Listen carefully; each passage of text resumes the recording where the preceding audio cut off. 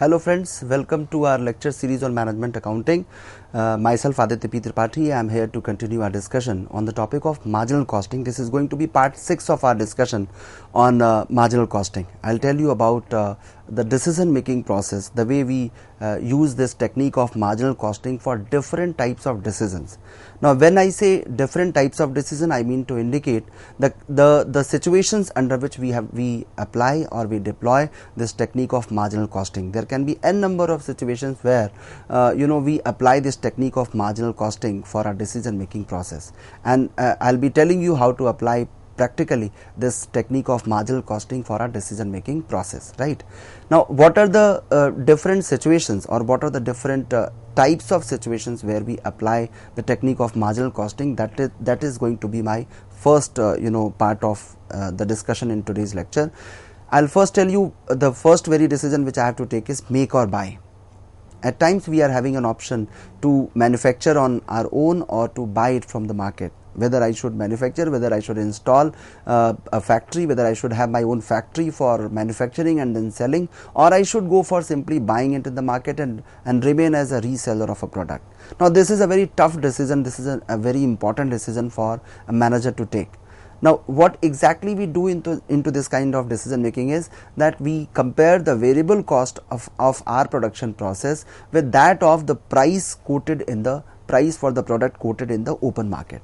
Suppose if I have to, I'm producing a component in my factory, and the cost of manufacturing one unit of that component is suppose 10 rupee, and when I go for buying it in the market, the cost is say suppose 9 rupees.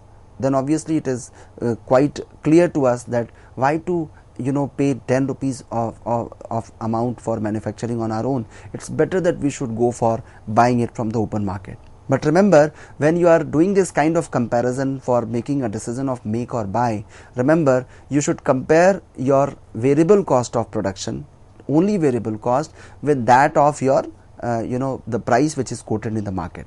Don't consider your fixed cost as well, because there is an assumption that fixed cost, whether you do the production or not, your fixed cost is supposed to continue. And once you have decided to buy it from the market, obviously in future you will either divert your resources of fixed cost to some other production process, or you may go for selling it, or whatever the way you resort to for disposing it off. But that is the reason why we don't consider that fixed cost should not be part of our calculation. So when I am comparing the price quoted in the market with that of my own cost, remember, I shall not consider the fixed cost per unit of my product. I shall reduce the fixed cost, I shall eliminate the fixed cost, I shall only compare the price available or quoted in the market with that of variable cost. And then eventually we can decide whichever option is costing me less, that is going to be decided by me, that whether I will be making or I will be buying. But yes, one more thing is there. When you are in this process of making decision, the second component, that is the fixed cost, should also be kept in mind while making a final decision, that what will I do, or what we are going to do with the available setup of our factory. What about my fixed cost, how to deal with it, whether it can be rented out somewhere or I cannot rent it out anywhere, or whether I can dispose it off, and if I have to carry on with it, what will be the quantum, what will be the amount which I'll have to bear as standing charges. So that is always into our back of mind. But yes, when we are going for make or buy decision, we shall only confine our decision with the variable cost, or what you can say is the marginal cost. So comparison is made between the variable cost and the price which is being quoted in the market. So the first decision which we have to take in marginal costing is make or buy. The second decision, whether we should shut down or continue, whether we should shut down our existing business or we should continue with the same. Shut down is also known as drop down, whether we should drop down a specific product, or we should shut down the entire business, or obviously once I have decided that I'll shut down, then definitely we have to go for investing into some other kind of business. So here also comes a clue an idea from marginal costing. If you are able to retrieve your variable cost in short run, you should not shut down, you must continue. So if your selling price is equal to your variable cost, then you should take a decision of continuing the same business or continuing the same product into your product line. You should not drop it down.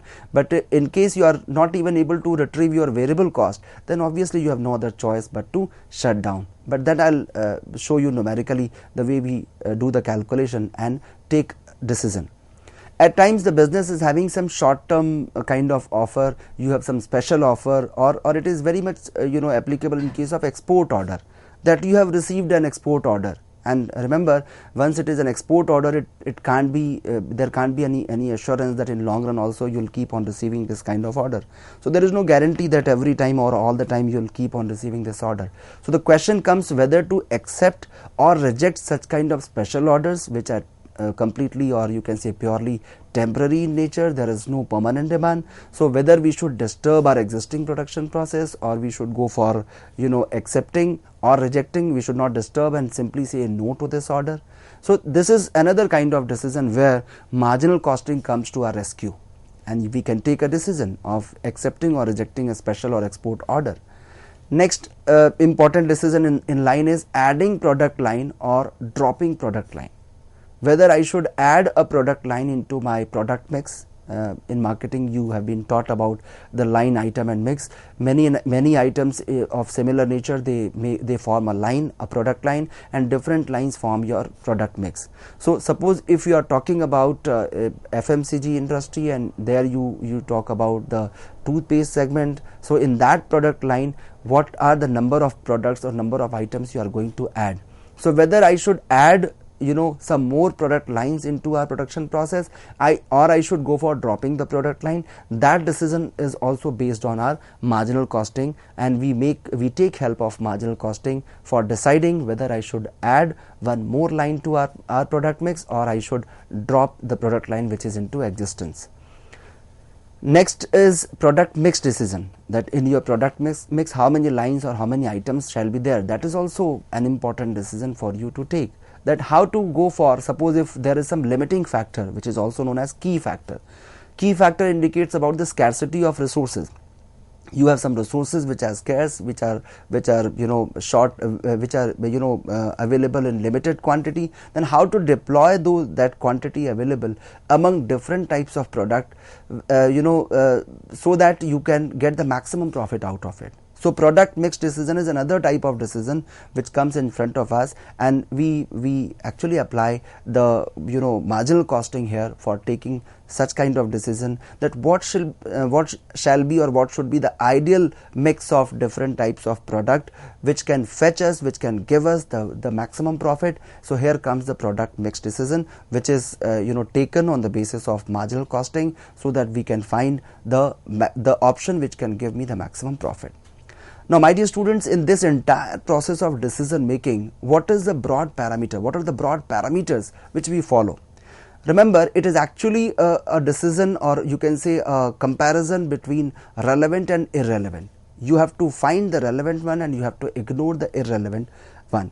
Whether it is cost or it is revenue, regardless of its nature, whether it is cost or revenue, we have to take out all relevant components. If it is relevant cost, consider it. If it is irrelevant, ignore it. If it is relevant in terms of increasing my profit, take it, otherwise ignore it.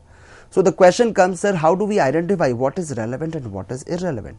So my dear students, there are two broad parameters for it, to identify what is relevant for me and what is not relevant for my entire production process when it comes to decision making via marginal costing. So if any cost or revenue, if it is changing with the change in production, if your cost or revenue is changing with the change in production, then obviously it is going to be relevant for you. So remember, fixed cost is not relevant for us. If your cost is changing with the change in production, that is in direct proportion to the production, or even if it is not in direct proportion to the production, if it changes, then it is relevant. Because whatever is dynamic, that is going to provide us some benefit, and if we optimize it, if we channelize those components, then obviously we can maximize our profit. And second is, if it relates to future, if your cost or revenue it is related to future, then obviously it is going to be relevant. because we can't change our past, whether it is good or bad, right or wrong. We can't make any change into it. Suppose if your company has bought a big machinery and that is of no use, so you cannot revert that decision. Even if you revert, that involves certain amount of cost. So whatever is in the past that is not relevant for us in terms of our decision making process via marginal costing, if any component, be it cost or revenue, if it is related to future, then obviously it is going to be relevant for us. So remember, there are two broad parameters on the basis of which we decide whether it is relevant or not. If it changes with the change in production, relevant. If it is somehow related to future, it is relevant. Otherwise, opposite to above, whatever is said is all irrelevant for us. We are not going to pay any heed to such kind of calculation. We are not going to pay any attention to such kind of discussion. So if it is not related to the future, if it doesn't change with the change in production, ignore it. So this is going to be the broad principle for us in doing this calculation. Now there are certain special cost which comes in front of us for our decision making process, and there we have to decide whether it is relevant or it is irrelevant. The first one is sunk cost. Sunk cost is what? It is basically a cost which has already been incurred. We are not going to make a decision for this cost. It is basically a cost of past. In past you have incur this expenditure, so always remember it is irrelevant. So sunk cost, wherever it is written that there is a sunk cost to the extent of this much, ignore it because it is not going to be used at all for our decision making process. Second is differential cost or incremental cost. As the term itself is indicating towards some increment, some dynamism, some change into your cost, obviously it is going to be relevant. So I have indicated it by R. R stands for relevant, IR stands for irrelevant. Sunk cost, irrelevant. Why? Because it belongs to past. Differential cost or incremental cost, it is relevant. Why so? Because it belongs to the present production process. It is changing with the change in production. Imputed cost. Now imputed cost also belongs to the present, and very right example given for it is the hypothetical value of interest on capital. Because your interest on capital, the capital which is invested into your business, obviously that can be invested somewhere to gain some interest onto that. So this imputed cost, which is known as basically a hypothetical kind of computation, where you assume that I have invested my capital into the business, so interest on capital must be considered when you are going to make a choice between the two options. So if machine A is costing 10 lakh rupees, machine B is costing 4 lakh rupees, then definitely there is a different degree of investment. And altogether, when you calculate the interest on capital at the rate of 10%, the flat rate of 10%, on 10 lakh it is 1 lakh rupees per annum, and on 4 lakh it is going to be 40,000. So there is a huge difference of 60,000 rupees per annum in terms of interest. So imputed cost is always relevant because you have to take care of it, whether you have incurred it or not, whether your money is there. And the best example of imputed cost is the opportunity cost, or you can say opportunity cost is the best example of imputed cost.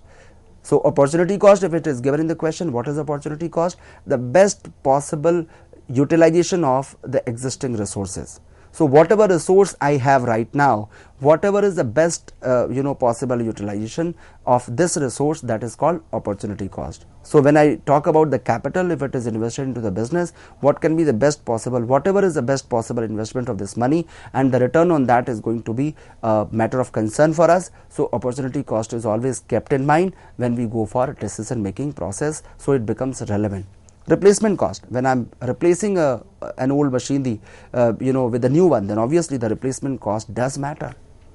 Whatever is the cost of replacement, I can't ignore it. It is going to be a relevant cost for me. So this replacement cost is also going to be an important cost for me. Out of pocket cost, which is also known as explicit cost, the cost which you incur in terms of cash, which is going out of your pocket, then obviously this cost is going to be relevant for our decision making process. So these are some terms which we come across when we are going for solving practical problems or numerical problems. We have to understand, we have to keep this thing in mind, that if they are coming in front of us, how to react, how to go for giving reaction to such kind of cost, right? Now I'll tell you with the help of practical example, the first decision of make or buy. that you have to make a decision of make or buy. How to go for this decision with the help of a practical problem, with the help of a practical numerical. I'll show you the way we calculate. Suppose there is a question in front of you. Cost of manufacturing a product is rupees 6.25 per unit. When you produce or when you manufacture this product, the cost is 6.25 per unit. And if you are going for, there is an option that if you go for buying this product in the market, alternatively the price available is 5.75 per unit. So apparently you feel that, sir, why we are manufacturing when the cost of buying is 5.75, cost of manufacturing is 6.25. So what is the point of manufacturing it? We must buy it. We should go for, there is a clear decision that you buy, don't make. But you have to give a logical sequencing of your decision. You have to give your decision in a logical sequence. Let us have a look at other part of your question also. Some other details: material rupees 2.75 per unit, labor is rupees 1.75 per unit, other variable charges are 50 paisa per unit, and your depreciation and other fixed cost, this is your fixed cost, standing charges 1.25 per unit. So the breakup of this 6.25 per unit of total cost is given in the question, comprising of material, labor, other variable cost, along with the depreciation and other fixed cost. As I told you at the very outset, that when you are comparing the price of manufacturing with that of the market price, always remember you have to eliminate fixed cost from your total cost. So whatever is your total cost of manufacturing, eliminate or delete fixed cost out of it. Because once you have decided to buy, in future obviously you will make some arrangement for your existing fixed cost. They shall not be a standing charge for you in future. So you have to keep this thing in mind, that once I have decided, once I have chosen the path of buying it from the market, I shall not have the setup which I am having right now. So I have to compare the variable cost of that product with that of market price which is available in the market. So let us do this calculation. What is required from us is, if buying price is rupees 5.75 per unit, what will be your answer? And if there is another offer that you can buy the same product at rupees 4.85 per unit, if the supplier is giving me a lucrative kind of offer, that what if we are charging only 4.85 per unit for this buying, what will be your decision? So should we make or buy? Let us have a discussion on this. I'll show you how to solve it and then give our decision. So let us go for solving it. Cost of manufacturing this product is 6.25 per unit, apparently visible from the question, 6.25 per unit. If we go for buying it from the market, it is 5.75 per unit. Now other details which are given here is 2.75, 1.75, labor and other variable 0.50. Total cost, that is marginal cost, becomes 5 rupees per unit.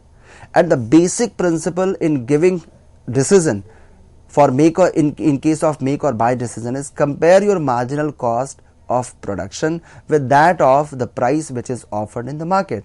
So when we are going for buying in the market, the price which is being offered to us is 5.75 per unit, whereas the total cost of mine, that is marginal cost of mine if I manufacture, is 5 rupees. So cost of making is less than, variable cost of making this product is less than that of what I am supposed to pay, or I'll be supposed to pay when I go for buying it from the market, is 5.75. So 5 rupees is less than 5.75. So apparently you have to give a decision, since marginal cost of manufacturing is rupees 5 per unit, that is exactly obviously less than cost of buying, that is 5.75 per unit. Hence we would say we should make, we should not go for buying. But if we make, what will happen? Cost of manufacturing per unit rupees 5. If we buy, effective cost will be 7 rupees, not 5.75. Now this is the point which you need to understand, because as of now question is silent about what you will do with that 1.25 per unit of fixed cost. There is no plan for it. So effective cost of my purchase as on date shall not be 5.75, but it shall be more than that. Now what will be the extent of that cost? For that I need to add fixed cost per unit into my cost. So effective cost of purchase shall be 5.75 per unit plus 1.25 of my depreciation and other fixed charges, making it a total cost of 7 rupees. So my effective cost of purchase shall be 7 rupees. Now this you have to understand, and here comes the role of fixed cost, because you have to add that standing charge as of now unless otherwise mentioned in the question. So unless you find some other indication in the question, that question is saying that this 1.25 rupees of fixed cost shall be diverted to some other production process, or it may be rented out to some other factory, I'll be taking up another numerical. In that I'll show you when it is rented out how we are going to treat the same kind of problem in a situation, in that situation. So that I'll be showing you in the next question. So what we should do, obviously our decision remains the same. We should make, we are giving the same decision. But suppose if you are ignoring this 1.25 per unit, and this is what I reminded you when I was telling you theoretically for decision making process of make or buy. I told you that this 1.25 rupees, obviously we are not going to compare, we are not going to include it into our total cost. We'll have to take the cost of 5 rupees only. So this 1.25 rupees we are not going to add into our cost of manufacturing. But the question comes, my students are very often asking, sir, is it irrelevant cost? My answer is no, it is relevant. And then they are saying, sir, don't you think it is a sunk cost? You may assume that, or you are right that it is a sunk cost, but you have to understand that this is my present situation. This is the present situation in which I am taking this decision, and once this decision is taken, I have to either divert these resources to some other production process, or I have to somehow dispose them off. But until and unless I dispose them off, or I go for making some alternative arrangements, these resources are with me. So I have to understand, I have to keep this thing in mind, my dear students. This 1.25 rupees need to be added to effective cost of purchase, because 5.75 rupees I shall be paying to my supplier, but 1.25 rupees in any case I have to bear with, because this is going to be my standing charge. So obviously when I am comparing, I have to take care of this 5.75 plus 1.25, and once I compare, obviously the decision shall be, we should not buy, we should make. So in make or buy decision, this is the first situation where we go for it. And there was an alternative situation if there is a change in price. So cost of buy is 6.10 per unit. How do we calculate? 4.85 per unit is the price offered in the market, and depreciation and other fixed charges are 1.25. When I add them, when I make a sum of it, I find a value of 6.10 per unit. And rupees 6.10 or 6 rupees and 10 paisa per unit is going to be my cost of purchase. This is a very common mistake which some students commit there. They feel that the price given in the question is 4.85. Why are you adding this fixed cost? So remember, my dear student, per unit fixed cost is to be added unless otherwise mentioned in the question. If there is some arrangement, I'll show you in another question how do we treat with that kind of situation. Cost of making is 5 rupees per unit, plus if you add fixed cost, that is 1.25, but you have to compare it with 5 rupees plus 1.25, and the comparison is what to do. 6.25 is my cost of making, cost of buying is 6.10. So obviously we are going to make a saving of 15 paisa, so I would say we should go for buying. But remember, in this situation, it is all here we are going to apply the subjectivity that we are considering. Since there is no other information in the question with regard to fixed cost, we have made an assumption that when we are manufacturing, 5 rupees per unit is okay. But since our cost of buying seems to be on the higher side, we have to also keep this thing in mind. What about the fixed cost? What if I add the same fixed cost into my cost of making? Then what will happen? And then find the difference. And still if there is some difference, then obviously you should go for buying it. That is why I said when we go for using marginal costing, we only consider the variable cost, or what you call as marginal cost. Fixed cost comes in in the picture when you have to go for considering other factors as well for making your decision. So this was the first example of make or buy decision. Now I'll be letting you go through another situation where your resources are your fixed resources are supposed to be rented out. You are going to rent it out somewhere. Now I'll tell you how to go for it. There is a company called Nupur Limited. So Nupur Limited is suppose manufacturing some auto parts, and it is giving you some cost and telling you that following costs are incurred for producing 1 lakh units of a motor component. So Nupur Limited is a manufacturer of motor component, and they are producing 1 lakh units of a motor component. Cost is given here. Direct material cost is 5 lakh rupees, direct labor cost 8 lakh rupees, variable factory overheads are rupees 6 lakh, and fixed factory overheads are rupees 5 lakh. So as I told you that you have to only consider variable cost, we shall only focus on direct material cost, labor cost and variable factory overheads. Now what question is reporting further, the purchase price of component is rupees 22 per unit. Now you have to remember this is the buying price given in the question. If you go for buying from the open market, your price will be rupees 22 per unit. Fixed overhead will continue to be incurred even if you decide to buy them from market, although there will be a reduction of rupees 2 lakh in fixed overheads. Now this is a rider that your fixed overhead shall continue to be incurred even if you decide to buy them from market, although they are reporting if you don't manufacture there shall be a reduction of rupees 2 lakh in fixed overheads. Further question is giving you another situation, should the part be made or bought considering that present facility would remain idle in case of buying decision, or what if you are renting it out to some other company for rupees 1,50,000. So I'll quickly go through the solution of it. What will be your decision? I'll show you. When released capacity is kept idle, this is situation A. When your released capacity is kept idle, you're not renting it out, your direct material is 5 lakh, labor is 8 lakh and your variable overheads are 6 lakh. Total relevant cost of making is 19 lakh. Rupees 19 lakh, that is your variable cost. Purchase price is 1 lakh units you have to you are producing, so 1 lakh into 22 it makes rupees 22 lakhs. This is your purchase price. But there is a reduction in fixed cost by 2 lakh rupees, so your effective cost of buying will not be 22 lakh, it will be 20 lakhs as given in the question.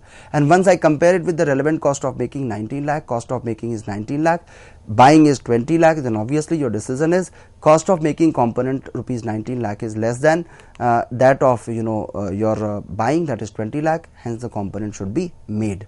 So you will take a decision that we are going to make this component. Alternatively, when I go for the second situation, when it is rented out, the cost of making shall remain the same, that is 19 lakh rupees. Cost of buying will be, purchase price is 22 lakh, the same which we calculated previously. Saving in fixed cost reported in the question is 2 lakh, that is going to be deducted from your cost, plus rental income which you are generating out of it, that is also going to reduce your cost, 1,50,000. So once you calculate, your effective purchase price will be 18,50,000. So you will say, since the cost of buying is less than cost of making, it is advisable to buy it. So in this way, my dear students, we have tried to I have tried to explain you how do we go for applying marginal costing in make or buy decision. I hope you must have understood and enjoyed today's lecture of mine. Thank you so much.